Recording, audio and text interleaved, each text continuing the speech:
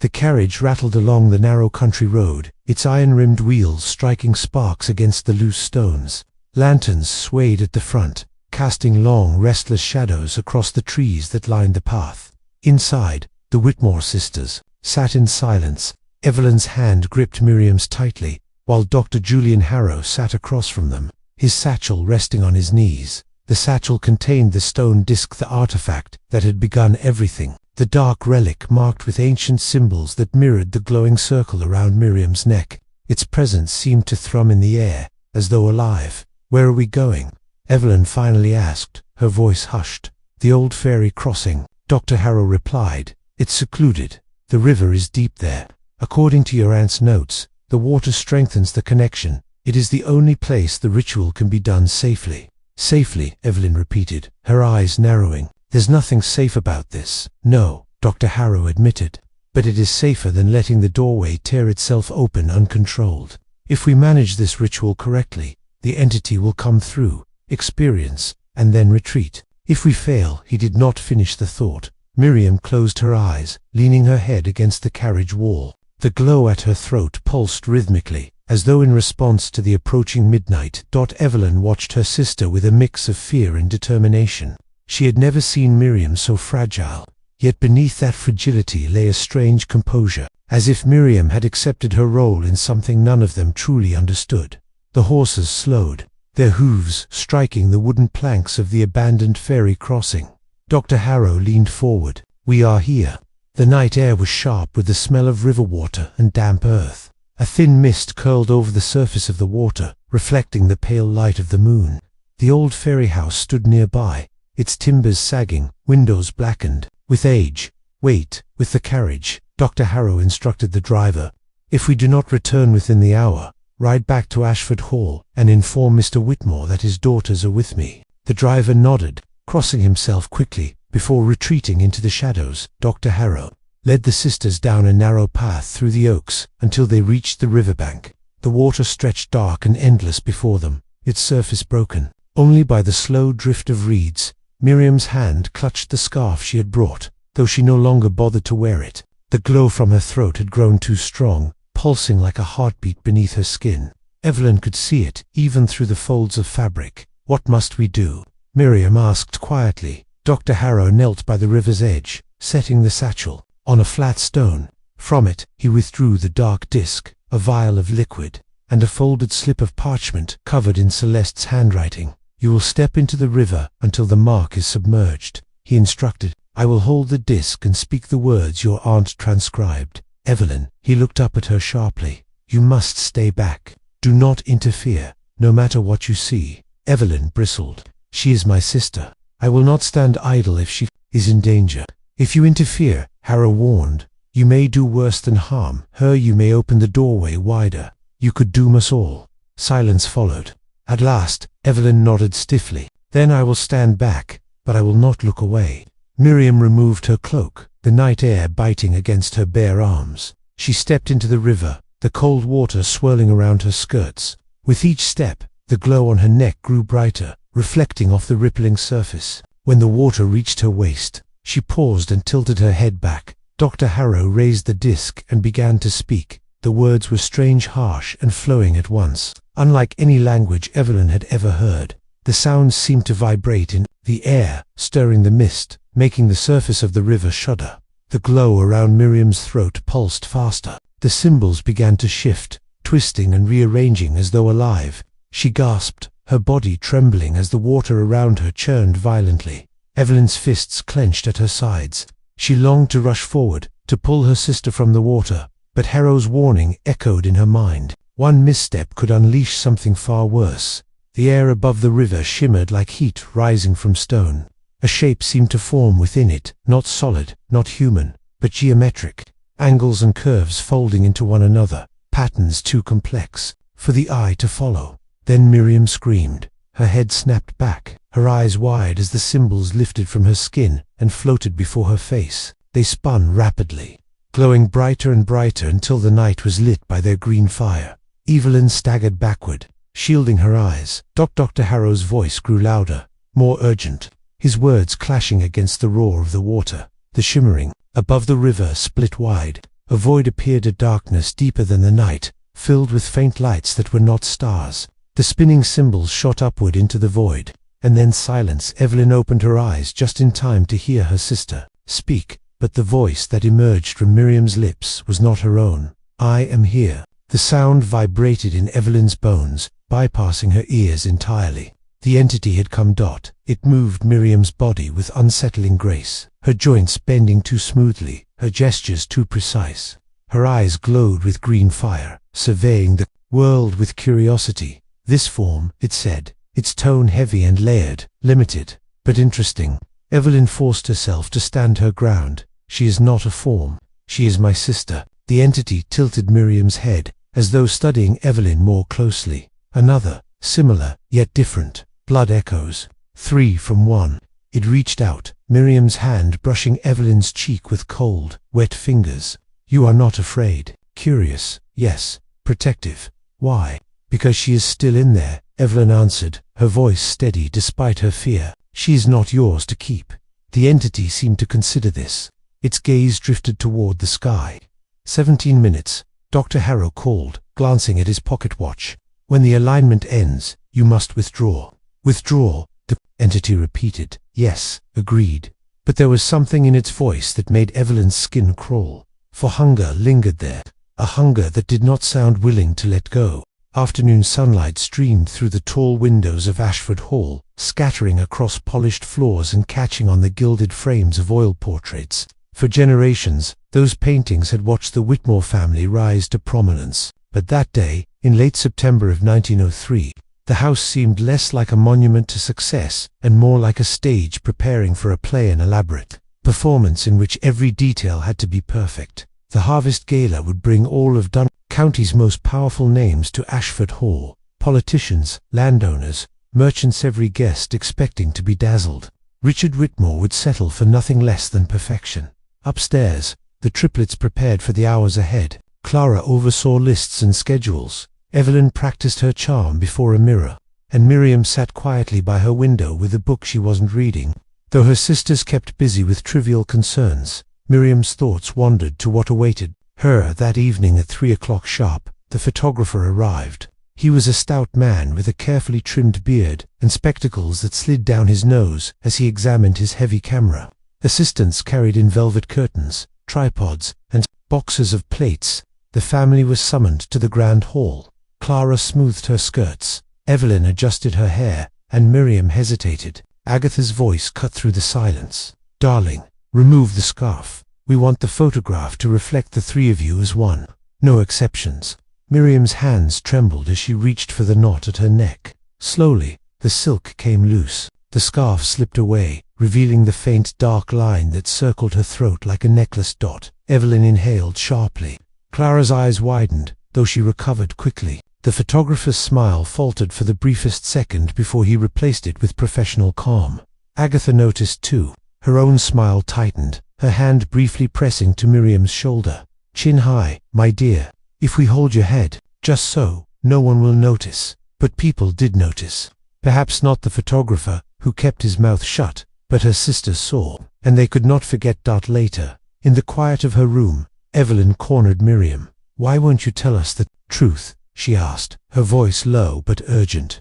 "That mark hit isn't from a fall. It isn't from any accident, is it?" Miriam turned away, her fingers brushing the scar. "It was nothing, a mistake. A summer I would rather forget. You've been hiding it for 2 years. You think we don't hear you crying out in your sleep. You think we don't notice how you never remove those scarves." Evelyn's voice softened. "We're not just sisters, Miriam. We're part of each other. You don't need to carry this alone." Miriam's eyes filled with shadows. "Some things are safer unspoken, Evelyn. Even between us." The conversation ended there, but the silence that followed said more than words could. When evening arrived, Ashford Hall transformed. Chandeliers glittered overhead, casting golden light across the ballroom. Musicians tuned their instruments in the corner, the first notes of waltzes waiting in the air. Carriages arrived at the gates one by one, delivering guests in their finest attire. From her post near the tall windows, Evelyn watched them enter: judges and bankers, wives with feathered fans, daughters in gowns shimmering like water. The sisters were expected to dazzle, to move through the crowd with poise, to be the Whitmore jewels their parents boasted about. Clara circulated with a hostess's efficiency, ensuring every guest was greeted. Evelyn charmed suitors and gossiped with acquaintances. Miriam, however, stood apart, her expression calm but her body tense. Powder had been brushed across her throat to lighten the mark. It hid the scar well enough for most eyes, but not for those who knew to look. Evelyn saw it beneath the powder. Clara did too, and Miriam herself never stopped feeling it, burning faintly under the surface. It was during the evening's early dances that Dr. Julian Harrow, the family physician, arrived. Educated in Boston, young for his position, he had quickly become respected in Dunwich County. His good looks and quiet manner earned him admiration wherever he went, but his attention seemed always drawn to Miriam. That night, he cut a striking figure in his black evening coat. As soon as he entered the ballroom, his eyes searched for her. "Miriam Whitmore," he said, bowing with just enough ceremony to avoid gossip. "I believe you promised me the first dance." Her composure faltered, if only for a moment, before she placed her gloved hand on his arm. "Of course, Dr. Harrow." As they waltzed across the polished floor, Evelyn watched from a distance. She saw how Miriam's gaze flicked off into the doors, as if she were already planning an escape. She saw how Dr. Harrow bent his head close, speaking words no one else could hear. And she saw how, for the briefest instant, his hand moved from her waist to brush against her neck, a touch that was both intimate and clinical. Evelyn's unease grew. Near midnight, as the music paused between sets, Evelyn noticed Miriam slipping from the ballroom. Dr. Harrow followed at a careful distance, and without hesitation, Evelyn followed them both. The corridor beyond the ballroom was dim, lit only by gas lamps. She trailed them until she reached the library, where the door stood half open. Inside, Miriam sat in a leather chair, her head tilted back. Dr. Harrow stood over her, gently wiping away the powder from her neck. Evelyn gasped. The mark glowed, not faintly, not like a scar catching the light, but with a greenish pulse, as though alive. Symbols, not just a line, but a circle of symbols lit beneath her skin. Dr. Harrow's voice was grim. "It's beginning again, just as your aunt's journals warned. The cycle is completing itself." Miriam's voice trembled. "What will happen to me?" He knelt beside her. "I cannot say for certain, but your aunt died trying to resist it. If we do nothing, the same may happen to you." From the shadows of the doorway, Evelyn's blood ran cold. She remembered Aunt Celeste, her mother's eccentric sister, who had died suddenly 2 summers ago while Miriam was visiting. The family had called it a heart failure, but Miriam had returned from that trip changed, her scar forever hiding the mark. Now, the truth stood before Evelyn in the dim library light, a secret carved into her sister's flesh, a secret tied to something far older, far darker than the Whitmore's grand reputation. That night at Ashford Hall, the Harvest Gala glittered with music and laughter. But in the library, behind velvet curtains and heavy doors, another story was unfolding, one no guest could have imagined. For Miriam, Whitmore's mark was not a scar at all. It was a doorway, and doorways, once opened, never stay silent forever. The clock in the grand hallway chimed 11 as the Whitmore Gala reached its height. In the ballroom, violins sang. Laughter echoed, and champagne glasses clinked beneath the glow of chandeliers. Guests spun across the polished floors, oblivious to the shadows moving quietly elsewhere in Ashford Hall. For not every story that night was told through waltzes and whispered conversations. Some were written in secrets, hidden away in rooms meant for silence. Behind the heavy oak door of the library, Evelyn Whitmore pressed her back to the wall. She dared not step inside, not yet. Through the narrow opening she could see her sister Miriam seated in a high-backed chair, her face pale under the glow of a single lamp.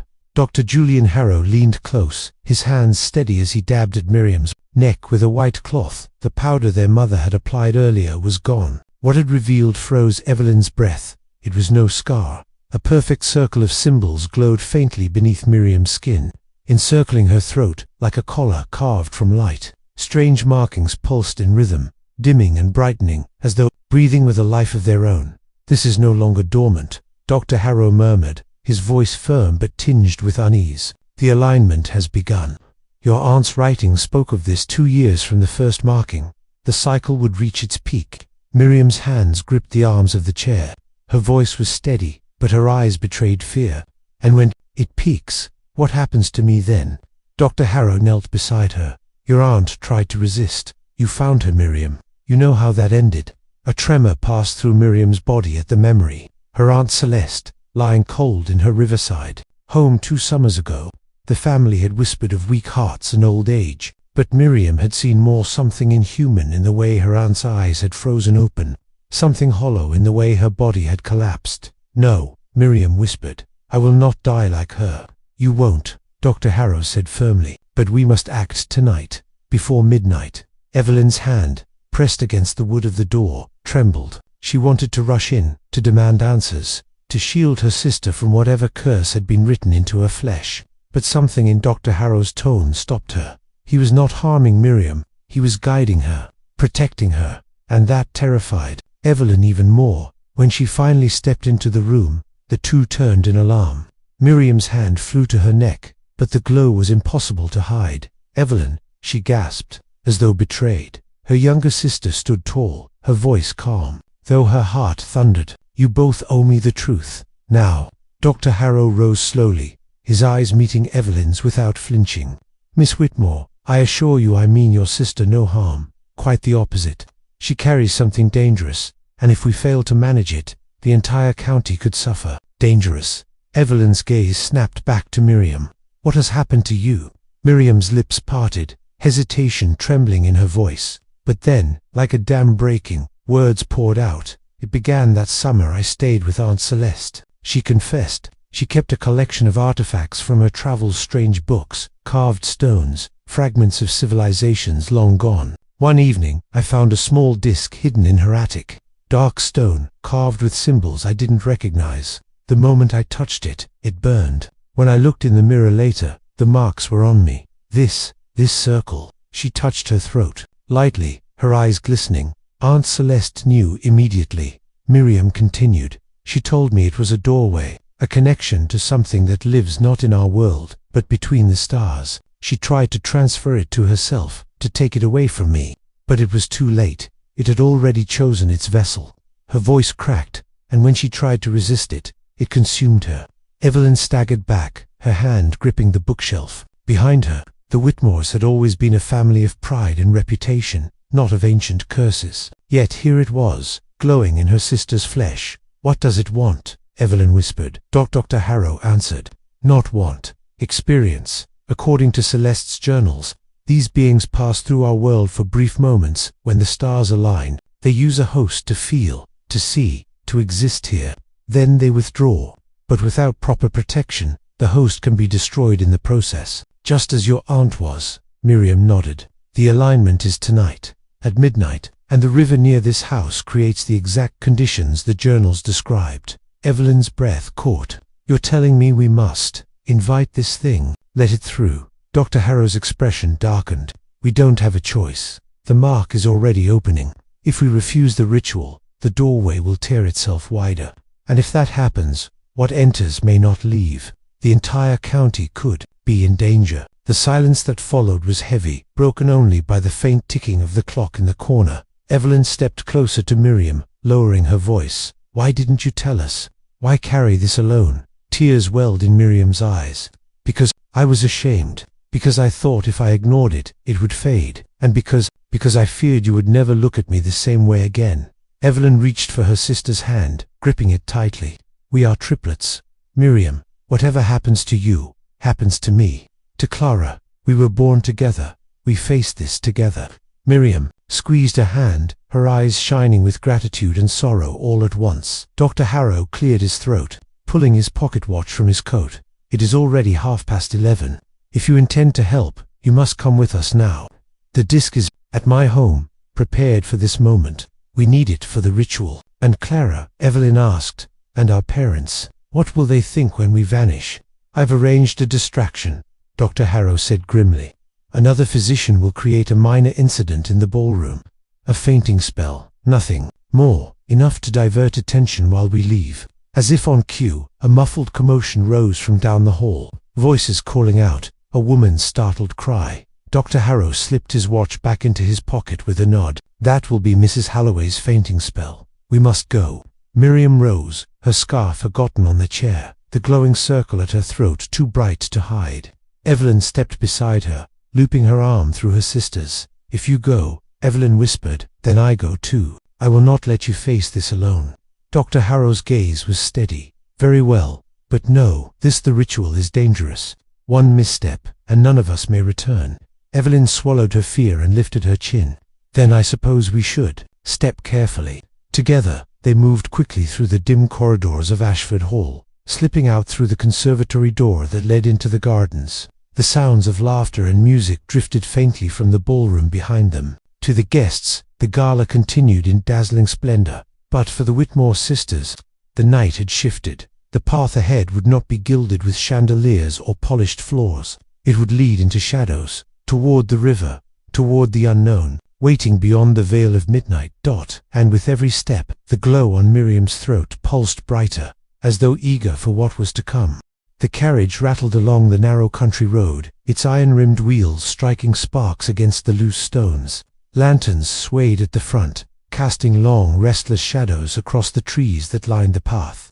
Inside, the Whitmore sisters sat in silence. Evelyn's hand gripped Miriam's tightly, while Dr. Julian Harrow sat across from them, his satchel resting on his knees. The satchel contained the stone disc, the artifact that had begun everything. The dark relic marked with ancient symbols that mirrored the glowing circle around Miriam's neck. Its presence seemed to thrum in the air, as though alive. "Where are we going?"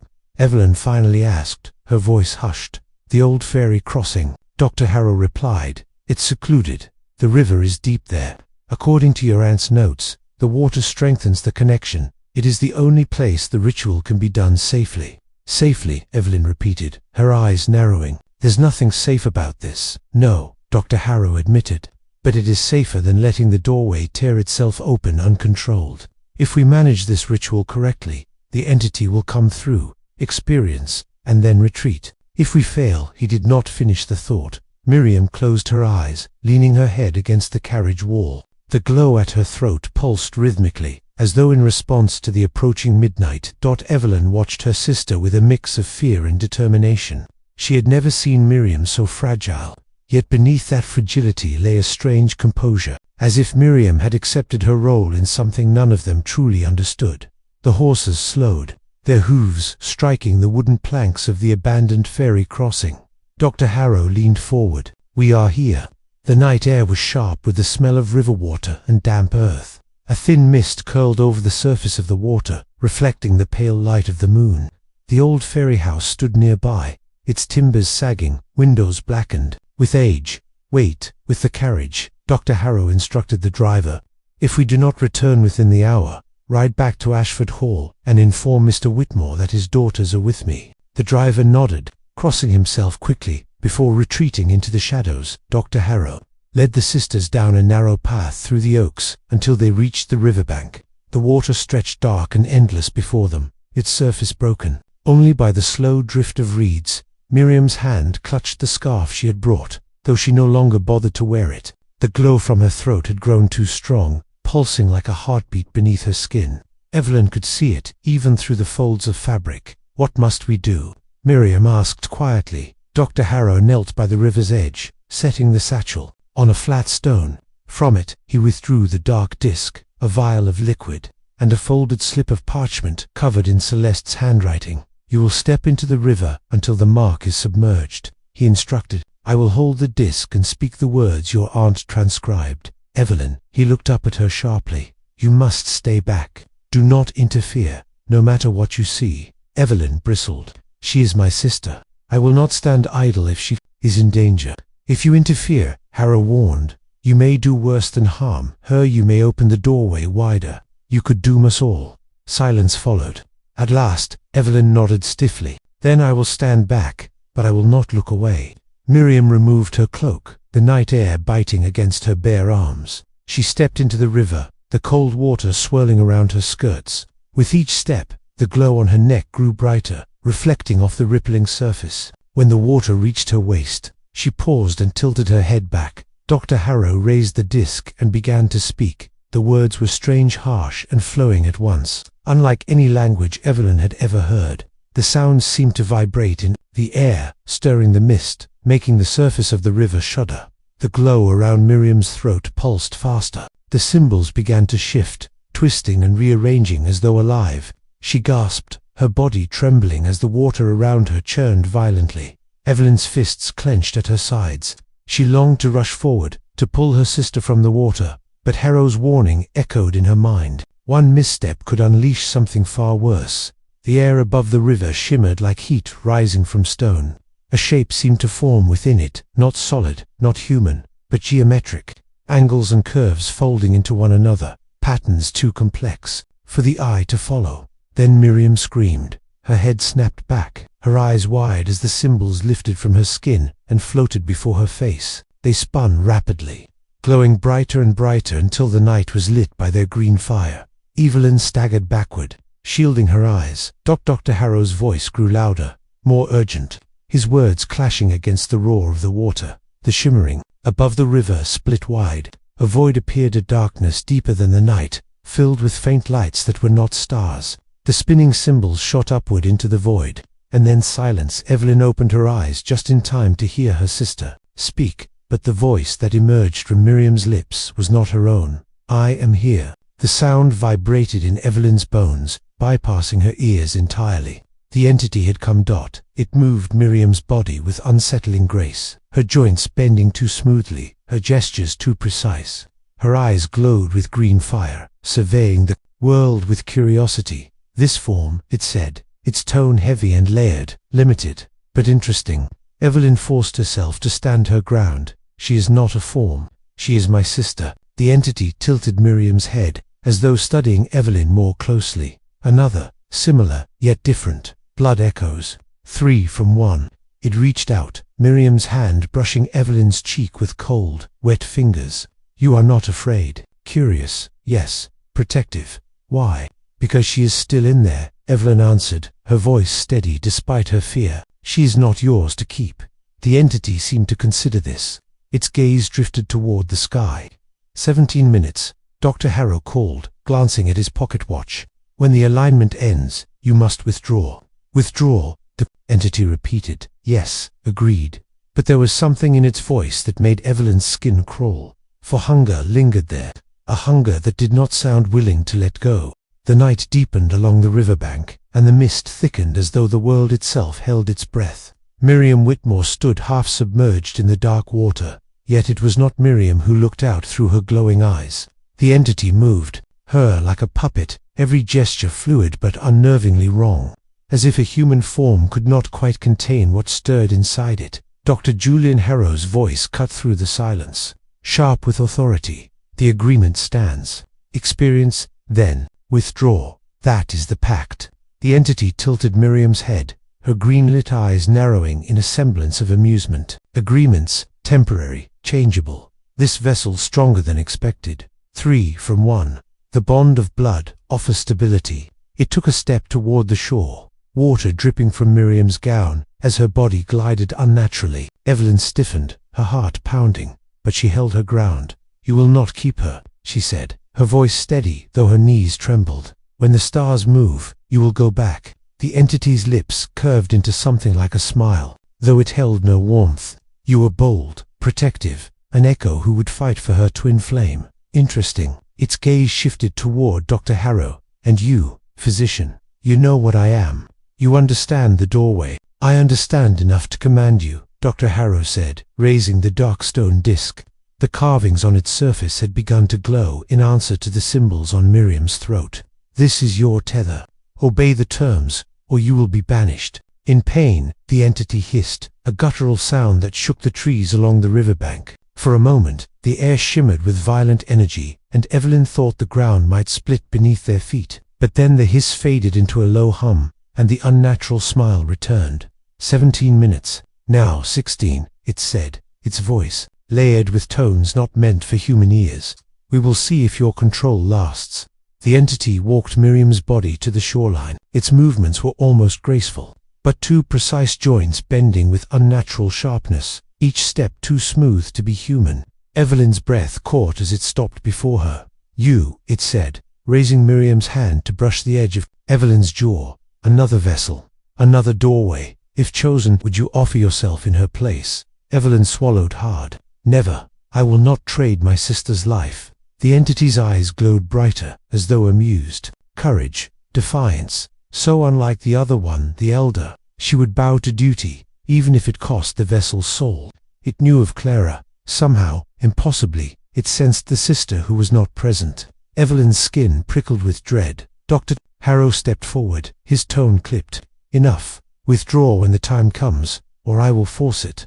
The entity turned Miriam's head sharply toward him. You cannot force what you do not control. This doorway belongs to me. Then, with no warning, Miriam's body convulsed. She doubled over, her hands clutching her stomach as if gripped by invisible fire. Evelyn cried out, rushing toward her, but Dr. Harrow flung an arm across her path. Do not interfere, he barked. Miriam screamed a sound that was both hers and not hers.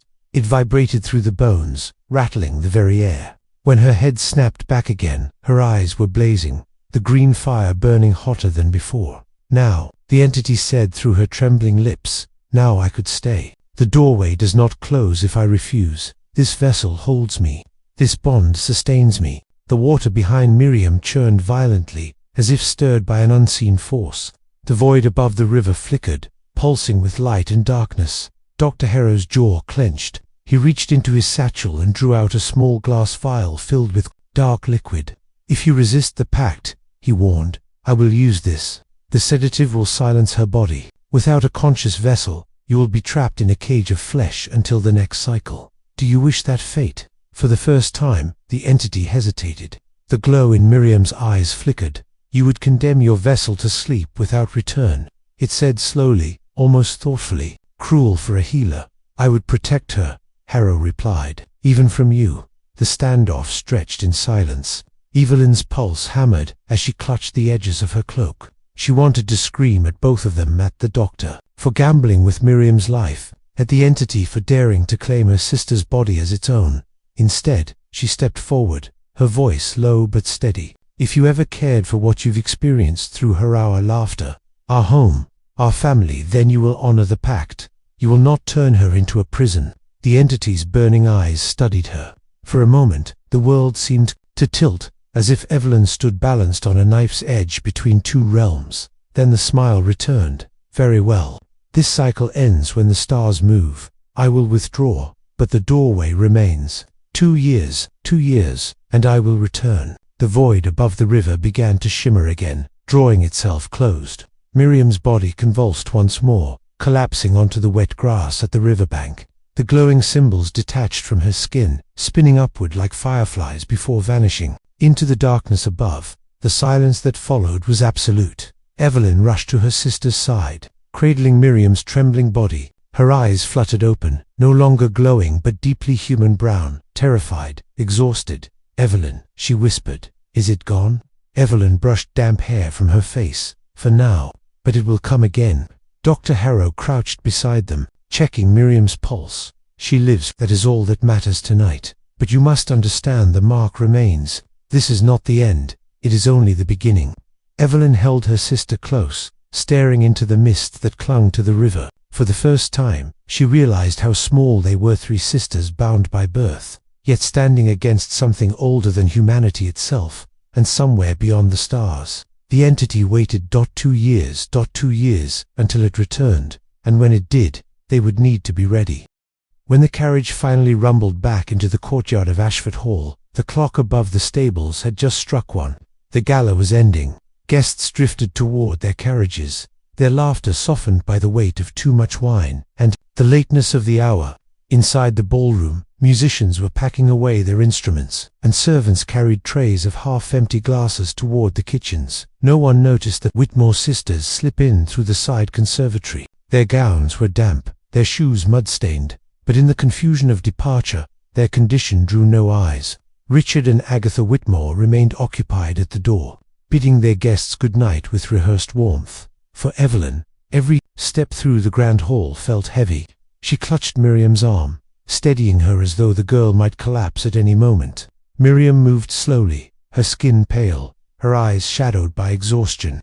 The glow around her throat had faded, but faint outlines of the symbols still lingered like bruises beneath the skin. Clara waited at the top of the staircase, Her face, framed by candlelight, revealed suspicion immediately. She descended quickly, skirts swishing against the banister, and seized Evelyn's wrist. "Where have you been?" she hissed. "The gala nearly ended without you." Mother was furious. Her eyes darted to Miriam and froze. What happened to her? Evelyn opened her mouth, but no words came. She had rehearsed excuses during the ride home: illness, fainting, a fall in the gardens, but none seemed strong enough to explain Miriam's state. Dr. Harrow, stepping forward with calculated calm, answered instead, "Exhaustion, Miss Whitmore." The evening overwhelmed her. "I saw to her recovery. She will rest and improve by morning."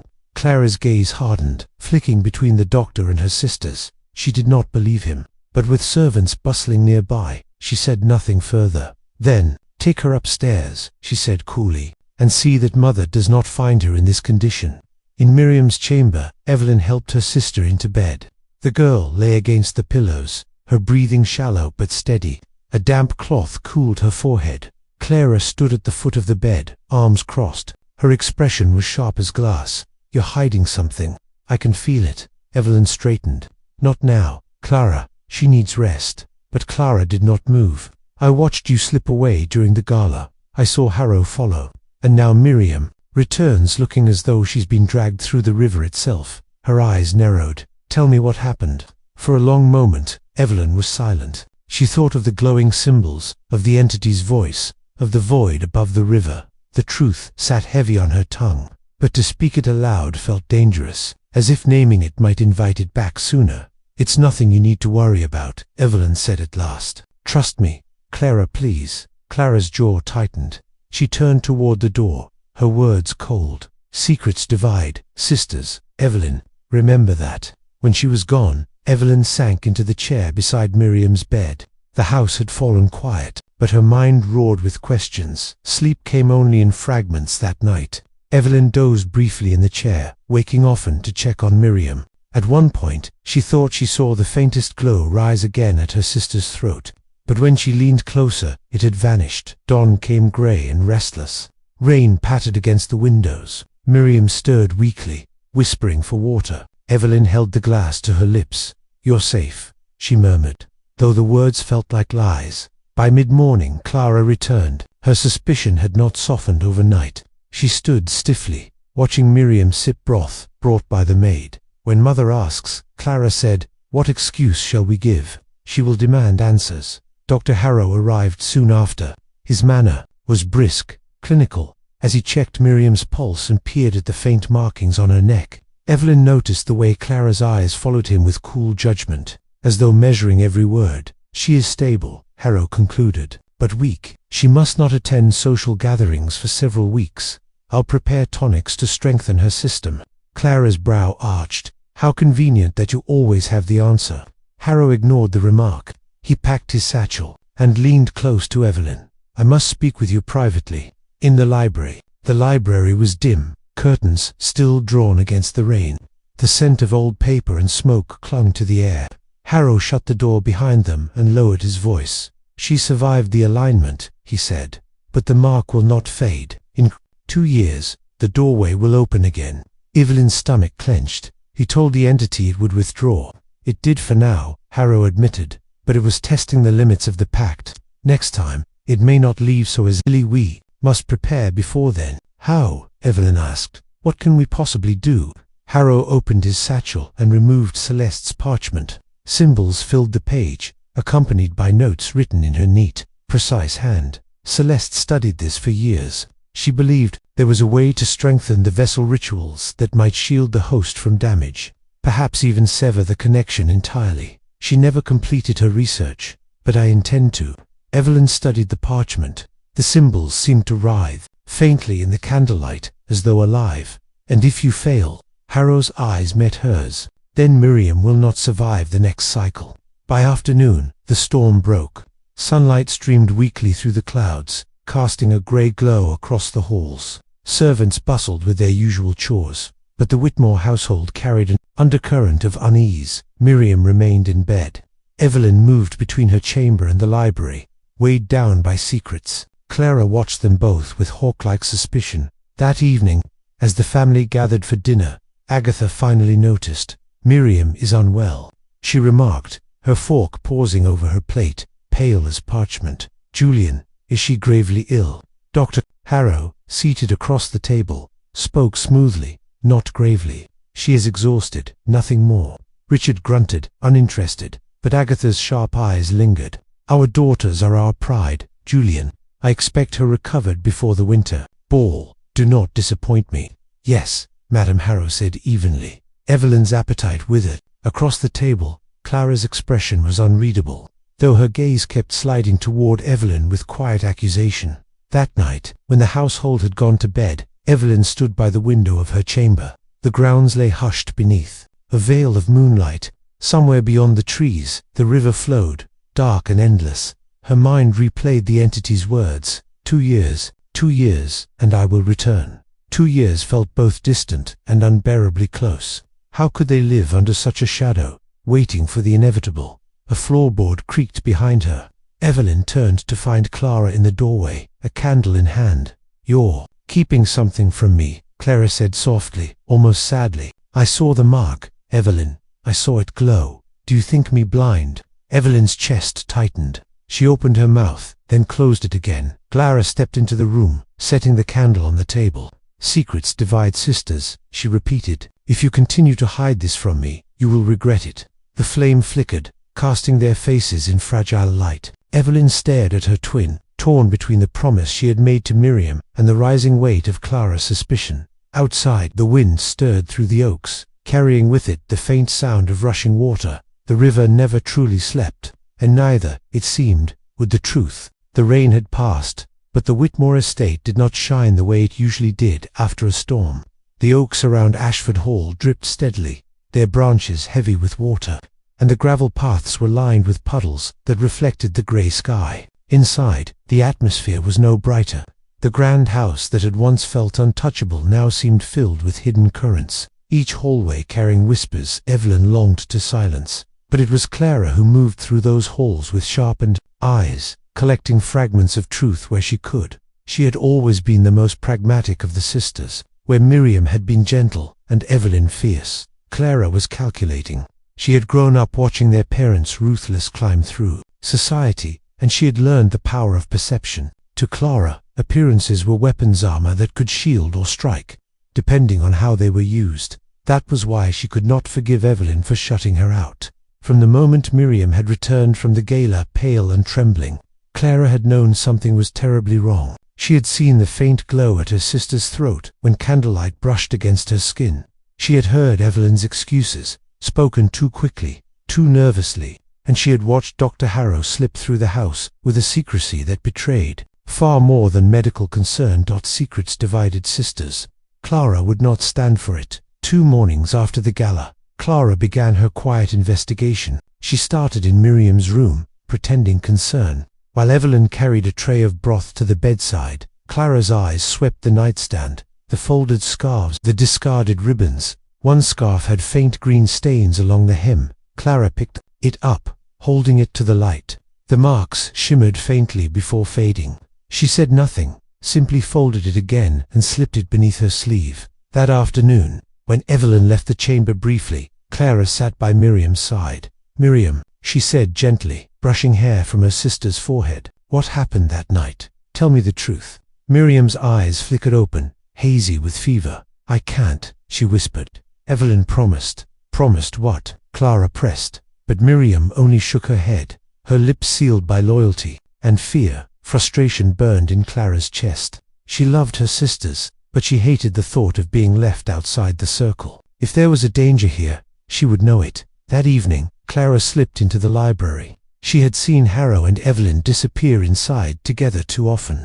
Whatever they spoke of, whatever secrets they guarded, this was the place they kept them. The library smelled of ash and ink, its shelves lined with volumes bound in leather. Clara lit a single candle and moved quickly, scanning the desk for papers. She found nothing at first, till she slid open the lower drawer. Inside lay a folded parchment dot. Clara unfolded it with careful hands. Strange symbols crawled across the page, looping lines and intersecting shapes that seemed to shift in the candlelight. Along the margins, notes had been scribbled in their Aunt Celeste's familiar handwriting. Clara's stomach tightened. She remembered Celeste, well, eccentric, often dismissed by their parents as unreliable, but Clara had always sensed something deeper beneath her aunt's strangeness. Now she read the notes, her lips moving soundlessly. The vessel chosen at random. The mark cannot be erased. Alignment every 2 years. The doorway hungers. A chill spread through Clara's bones. The door creaked. Clara snapped the parchment shut, stuffing it back into the drawer, just as Evelyn entered. "What are you doing here?" Evelyn's voice was sharp, laced with suspicion. "Reading," Clara replied smoothly, gesturing at the shelves. "Is that forbidden now?" Evelyn stepped closer, lowering her voice. "You've been prying, and you've been lying." Clara snapped back. "To me, to our family. Do you think I haven't noticed the mark? Do you think I haven't seen how you and Harrow hover over Miriam like she's cursed?" Evelyn froze. The word hung heavy in the air. Cursed. Clara's eyes burned with accusation. "Tell me, Evelyn, what has happened to our sister?" Evelyn hesitated. Her mind raced. She wanted to keep the promise she had made to Miriam, but Clara's relentless gaze, the desperation in her voice, made silence impossible. "You wouldn't believe me," Evelyn said finally. "Try me." Evelyn exhaled slowly. Something entered her. At the river. During the gala, a being from beyond. It used her body like a doorway. Harrow performed a ritual to control it, but it will return in 2 years.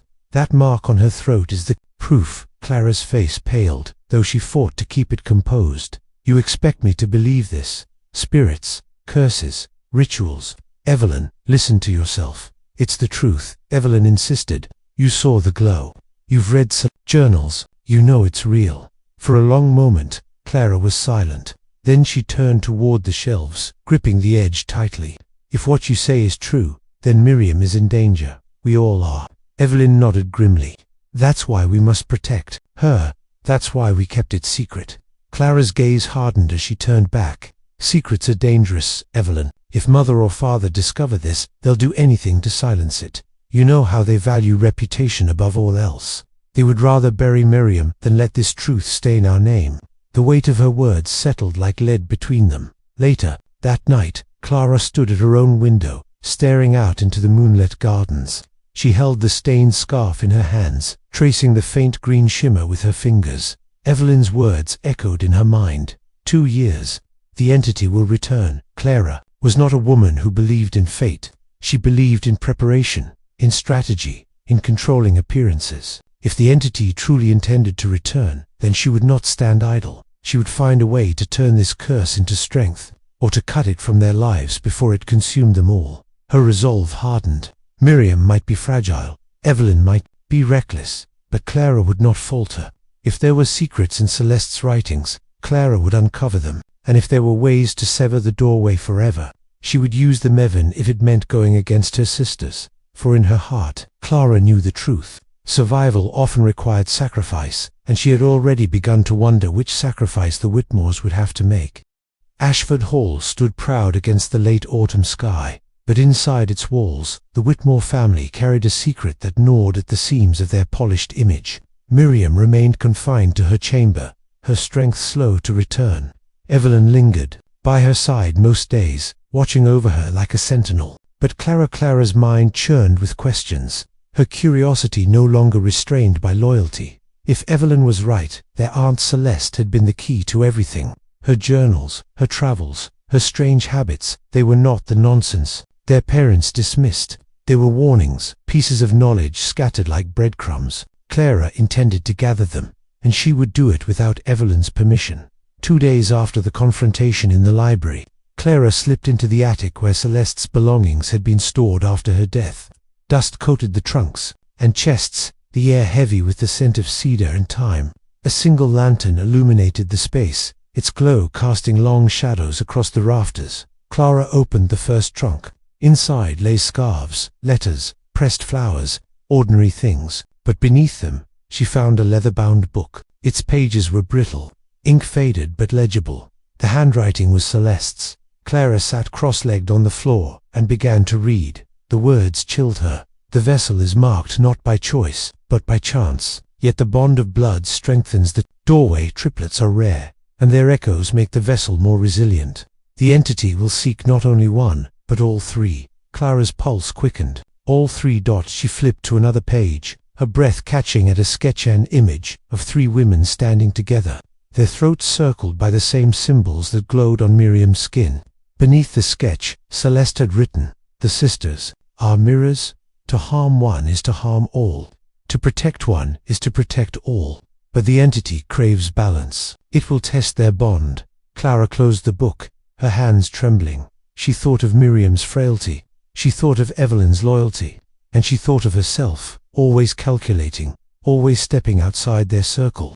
If the entity truly intended to test them, then their bond was already fragile. Later that evening, Clara went to the old rectory at the edge of the village. It had been years since she had set foot inside, but she knew the caretaker man named Samuel Greaves, who had once assisted Celeste in cataloguing her artifacts. Samuel was grey-haired now, his hands knotted with age, but his memory was sharp.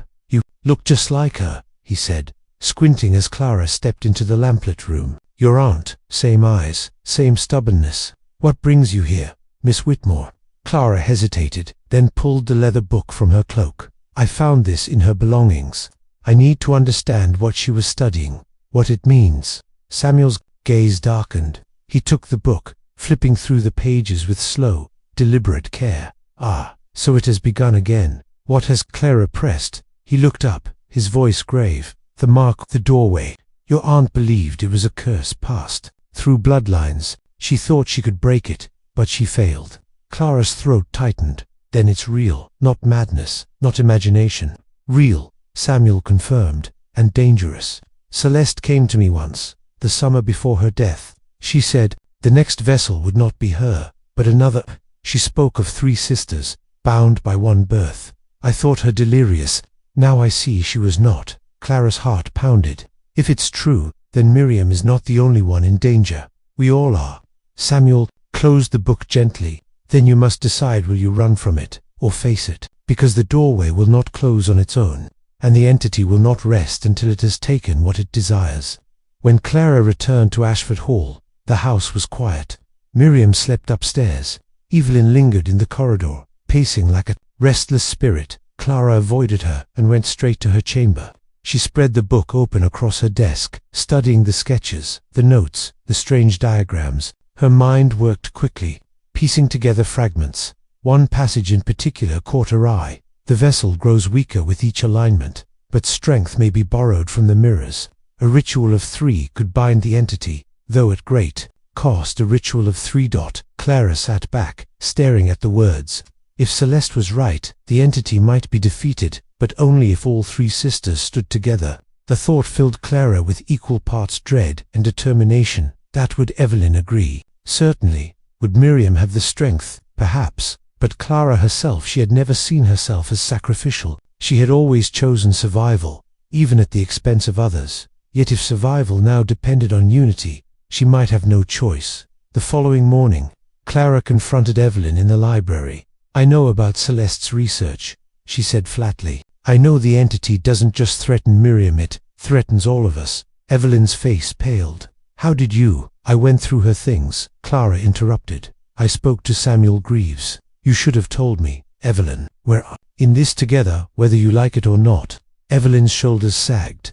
"I wanted to protect you." "Protection through ignorance," Clara scoffed.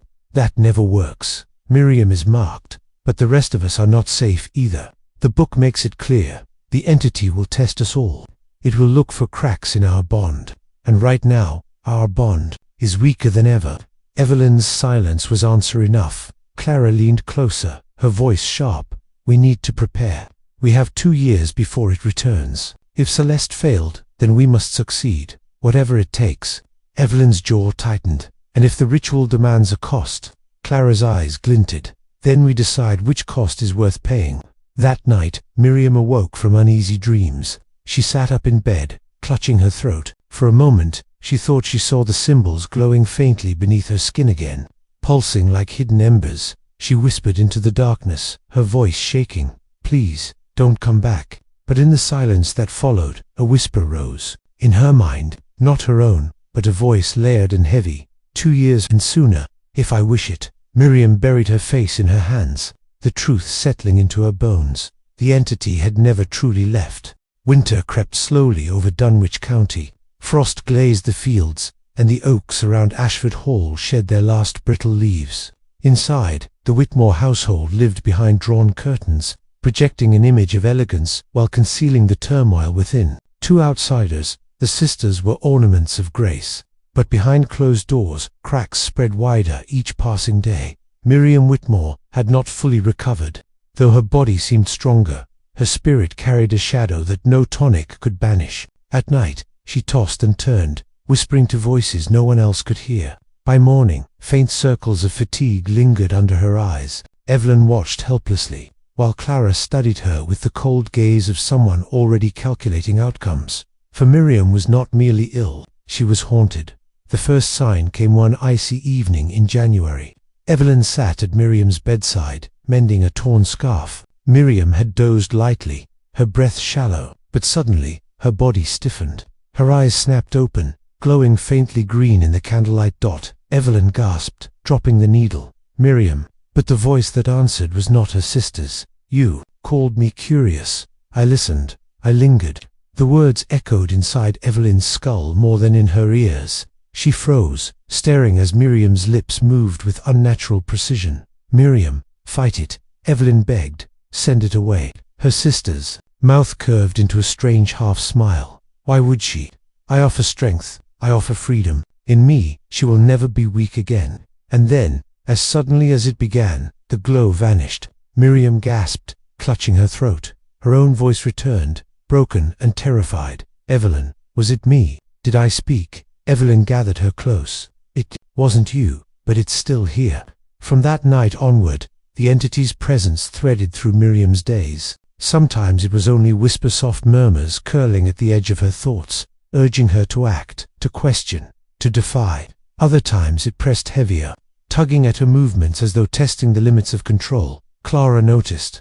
One morning, she entered Miriam's chamber with a tray of tea. She set it down and studied her sister's face. Miriam's hands trembled as she reached for the cup, her eyes distant. "You're not with us," Clara said quietly. Miriam looked up, startled. "I'm fine." "No," Clara replied. "You're slipping, I see it. Evelyn may comfort you, but comfort will not save you. We need solutions, not sympathy." Miriam's voice cracked. "And what solution do you propose, Clara? To cut it out of me? To lock me away?" Clara's silence was telling. Evelyn, who had been standing at the window, turned sharply. "Don't you dare suggest such things. She's our sister. We protect her." Clara's eyes met hers, cold and unyielding. "Protection without strategy is suicide. If we wait until the next alignment unprepared, we may all pay the price." The tension between them deepened. Miriam, caught between loyalty and fear, said nothing, but in her heart she wondered which sister was right. By February, the whispers grew bolder. Miriam found herself standing at the edge of the river one morning without remembering how she had walked there. Her slippers were soaked, her gown muddied, and the cold wind stung her skin. She clutched her throat, feeling the faint pulse of the mark beneath her scarf. "Come back to me," the voice murmured. "The water is our mirror. The doorway is never far." She pressed her hands over her ears, though the sound was inside her. Tears blurred her vision as she staggered back toward the house. Later, when Evelyn found her shivering in the hall, Miriam whispered, "I think it wants me to open the doorway before the 2 years are done." Evelyn's heart lurched. "Then, we'll make sure you don't. We'll watch you, day and night if we must." But Miriam's eyes filled with despair. "And if it makes me stronger, if it tempts me to agree?" Evelyn had no answer. Clara, meanwhile, pursued her own path. She returned often to Samuel Greaves at the rectory, demanding answers. Together they pored over Celeste's notes, searching for patterns. There are references to a ritual of binding, Samuel told her one evening, tapping the margin of a yellowed page. 3 vessels, united in purpose, can trap the entity between realms, but the cost. What cost? Clara pressed. He hesitated. One of the 3 must surrender entirely, a sacrifice to seal the doorway. Clara's pulse quickened. So one must die. Samuel's eyes lowered. Not death, exactly, but erased. Body left behind, soul consumed by the void. To the world, that sister would be gone. Clara sat in silence, the firelight flickering across her face. She thought of Miriam, fragile and marked. She thought of Evelyn, loyal but reckless. And she thought of herself, always calculating, always choosing survival. Which of them would be chosen? By spring, tension filled every corner of Ashford Hall. The sisters moved like shadows through the house, bound together yet fractured by secrets. Their parents remained oblivious, more concerned with social appearances than their daughters. Unrest, but Miriam knew. She could feel it in her bones, the entity pressing harder, hungering for control. Sometimes, in the mirror, her reflection would smirk when she did not. Sometimes, her handwriting shifted mid-sentence, curling into unfamiliar shapes. And sometimes, when she closed her eyes at night, she saw not dreams but the void, the endless black threaded with faint lights, waiting just beyond the veil. "I will return sooner than they think," the voice whispered, "and when I do, you will not resist me." Miriam woke in tears, clutching her throat. Evelyn rushed to her side, but the comfort of her arms no longer felt enough, for deep down, Miriam feared the truth. The entity was no longer waiting, it was already here. The thaw of spring brought new life to the countryside, but within the halls of Ashford Hall, life seemed to wither.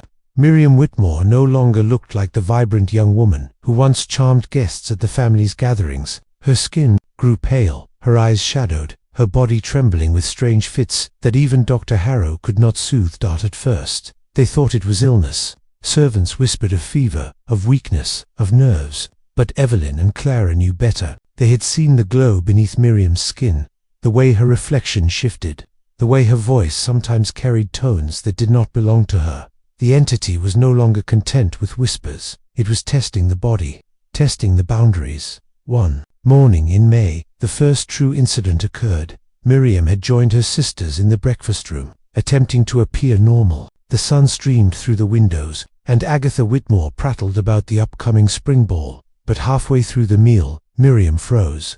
Her fork slipped from her hand, clattering loudly against the porcelain plate. Her head tilted sharply, too sharply, as though pulled by invisible strings.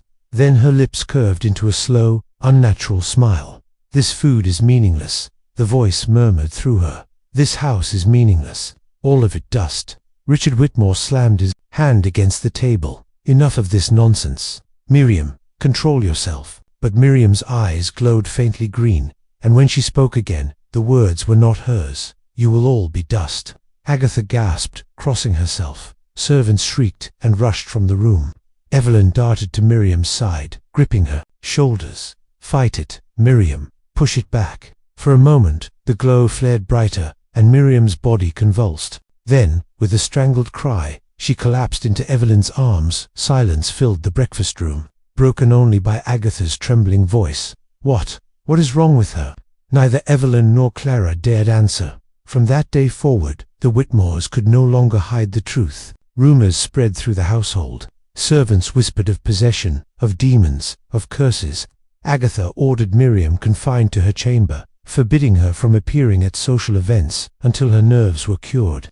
Richard refused to speak of it at all, his pride wounded by whispers he could not control. But inside Miriam's chamber, the truth was unavoidable. She suffered fits that left her gasping for air, her skin burning with an otherworldly light. At times her limbs bent at wrong angles, forcing Evelyn and Dr. Harrow to restrain her.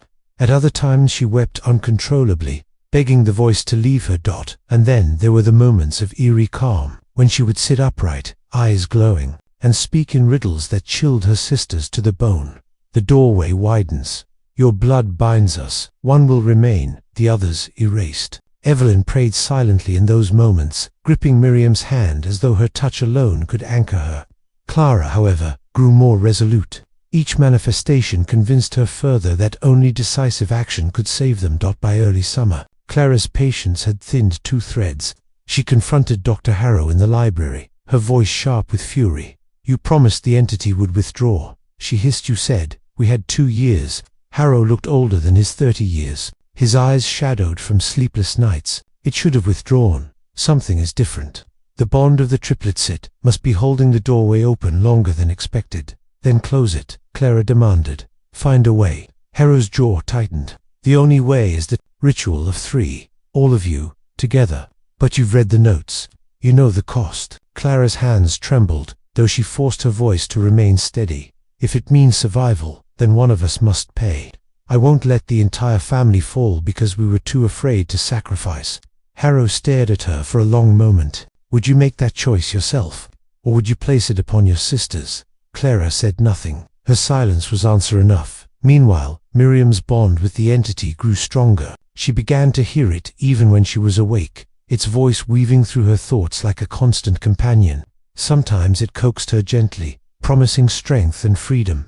Other times it demanded obedience, threatening agony if she resisted. One night, she stood before her mirror, her reflection glowing faintly. "They fear you," the voice whispered. "They pity you, but I can make them bow to you. I can make them kneel." Miriam raised her hand, and in the mirror her reflection smiled, though she did not. The symbols at her throat flared green. For the briefest moment, she felt power flood. Her veins strength she had never known, the strength to bend the world. But then Evelyn burst into the room, breaking the spell. Miriam's reflection shifted back, her eyes filling with tears. She collapsed into her sister's arms, sobbing. "I can't hold it off anymore," she whispered. "It wants me all the time." Evelyn held her tighter, vowing, "Then I'll hold you until it passes. I won't let you go." But Evelyn's promises could not stop what came next. In July, during another violent storm, Miriam's body rebelled. Evelyn and Clara found her in the hallway, her back arched, her limbs contorted, green light spilling from her mouth like fire. Servants screamed and fled as thunder cracked overhead. Dr. Harrow rushed to her side, pouring a sedative between her clenched teeth. For a moment it seemed to work, her body stilled, the glow dimming. But then, in a voice layered with fury, the entity spoke through her once more. "You cannot drug me. You cannot bind me. This vessel is mine." The windows shattered as the words rang out. Glass sprang across the corridor. Evelyn shielded her sister's body, while Clara stood rigid, her face pale but her jaw set in grim resolve. The sedative took hold at last, and Miriam slumped into unconsciousness. But the message was clear. The entity would not wait for 2 years. It had already begun to claim her. After the storm, Evelyn and Clara sat together in the library, the silence between them heavy. "She's slipping," Evelyn whispered. "I don't know how much longer she can fight." Clara's eyes remained fixed on the fire. "Then we don't wait. We prepare the ritual. We end this before it consumes us all." Evelyn turned sharply. "You mean to sacrifice her?" Clara's voice was steady, cold. "If it must be her, then yes. Better one life than 3. Better one soul than the destruction of us all." Evelyn's heart broke at the words, but in the flickering light, she saw something in Clara's eyes, a hardness that had not been there before, a willingness to do what Evelyn could not, and she realized, with a shiver, that the true danger might not only be the entity inside Miriam, it might also be the choices her sisters were prepared to make. The summer heat pressed heavy over Dunwich County, thick with storms that seemed to stalk the horizon every evening. The air itself felt restless, as if nature sensed what was coming. Inside Ashford Hall, the Whitmore sisters moved like shadows, each carrying a weight too heavy for their youth. Miriam weakened daily, her body trembling beneath the strain of the entity inside her. Evelyn grew hollow-eyed, worn from constant watchfulness, and Clara sharpened her resolve like a blade, her mind fixed on the ritual that Celeste's notes had described. One life to save the others, one sacrifice to seal the doorway. Time for choices had come. It was a stormy night, when the decision could no longer be delayed. The entity surged within Miriam with terrifying force, bending her body into violent spasms. Green light poured from her throat, her hands, her very eyes. The windows rattled, the chandeliers swayed, and the servants fled screaming into the rain. Evelyn and Clara dragged her toward the library, where Dr. Harrow had prepared the ritual. Candles ringed the floor, their flames flickering wildly in the gusts from the storm. The stone disc lay at the center, its symbols glowing faintly in anticipation. "Lay her down," Harrow ordered, his voice strained but firm. Miriam thrashed as they lowered her onto the floor. Her voice was no longer her on it, was layered, echoing, filled with hunger. "You cannot bind me. This vessel belongs to me. Her blood, her bones, her soul." Evelyn clutched her sister's hand. "Miriam, listen to me. Fight it. You are stronger than this thing." But Miriam's glowing eyes turned to her, and the entity's voice answered, "Stronger. She is fragile. She begs me to take her. She whispers yes in her dreams." Evelyn's heart broke at the words, but she refused to let go. Clara stepped into the circle, her face pale, but her jaw set in determination. Enough. We end this tonight. Dr. Harrow opened Celeste's book, his voice trembling as he recited the incantation. The candles flared higher, their light throwing monstrous shadows across the walls. The stone disc pulsed with power. The symbols on Miriam's throat burned brighter, rising like smoke into the air. The entity screamed through her, a sound that shook the very floor. You dare. You think 3 fragile hearts can bind me? Clara's voice cut through the roar. Not hearts, blood. She seized Evelyn's hand, forcing her into the circle, then cut her own palm with the small blade. Blood dripped onto the stone, glowing as it struck the surface. Evelyn, trembling, did the same. Miriam must give hers too, Clara said sharply. Evelyn looked down at her sister, horrified. She's too weak. But Miriam's glowing eyes shifted, her lips curling into that unnatural smile. Weak? No. Willing. She raised her trembling hand, dragging her nails across her palm. Blood spilled onto the stone. The circle flared with green fire. The library shook.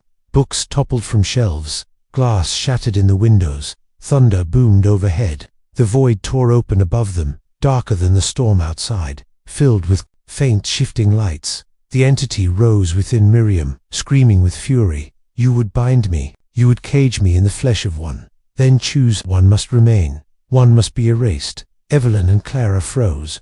The air grew heavy, their lungs burning as the choice pressed upon them. Miriam, writhing on the floor, suddenly went still. Her own voice emerged, weak but clear. It's me. Let it take me. I can't live like this. End it with me. No, Evelyn cried, gripping her hand. You're my sister. I won't let you die for this. Clara's face was stone. If she doesn't, we all die.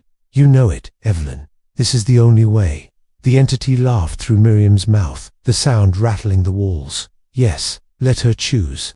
Let her blood be the seal. Dr. Harrow's voice broke through the chaos. You must decide now. The ritual demands unity. If you falter, it will consume all 3. Evelyn's heart pounded. She looked into Miriam's eyes, saw the terror, the exhaustion, the quiet plea for release. She looked at Clara, saw the resolve, the cold acceptance of sacrifice, and she realized the truth. No matter what they chose, they would not leave this night whole. Tears streamed down Evelyn's face. If someone must be lost, it should be me, Clara gasped. Evelyn. But before either could stop her, Evelyn pressed her bleeding hand firmly against the disc, whispering the words she had memorized from Celeste's notes. Take me. Spare them. The disc blazed with blinding light. Miriam screamed, her body convulsing as the entity was torn from her. It surged toward Evelyn, wrapping around her like fire, sinking into her flesh. Her body arched, her voice breaking into a cry that was both hers and not hers. Clara fell to her knees, screaming her sister's name. Miriam collapsed, her throat dimming as the glow vanished, and Evelyn shuddered once, then went still. Her eyes opened, blazing green. The entity smiled through her. This vessel is stronger, Dr. Harrow shouted, finishing the incantation with desperate force. The disc cracked, the symbols burning into Evelyn's skin. The entity shrieked, thrashing inside her, but the blood of 3 bound it tight. The void above the library snapped shut with a thunderclap. The green light faded, the air stilled. Evelyn's body collapsed beside the disc, motionless. For a long, terrible moment, silence reigned. Miriam crawled weakly to her side, clutching her sister's hand. Evelyn, please, please wake up. At last, Evelyn's eyes fluttered open, brown, human, exhausted. She breathed shallowly, whispering, "It's done." But the mark remained, faint on her palm, a reminder of what lingered inside. The storm passed. Dawn crept grey and trembling across the horizon. In the ruins of the library, the sisters sat together, Miriam pale but alive, Evelyn scarred but breathing, Clara silent. With the weight of what had been lost and what had been saved, Dr. Harrow packed Celeste's book into his satchel, his face grave. The entity is bound, but not destroyed. Evelyn carries it now. So long as the circle holds, it cannot escape, but the mark remains. Clara's voice was hoarse. Then what happens in 2 years? Harrow met her eyes. We pray it does not return, and if it does, we prepare again. The sisters said nothing. Ashford Hall stood quiet that morning, its grand hall scarred by shattered glass and burned wood. Servants whispered of curses, of demons, of things too dark to name. The Whitmore family's reputation would never shine the same again. But for the sisters, reputation no longer mattered. They had faced the doorway. They had made the sacrifice. And though the sun rose, brighter than the storm, a shadow lingered in their hearts. For Evelyn carried the weight of the entity now, her fate tied to its hunger dot. And somewhere in the silence of her mind, a whisper stirred. I am not gone, only waiting.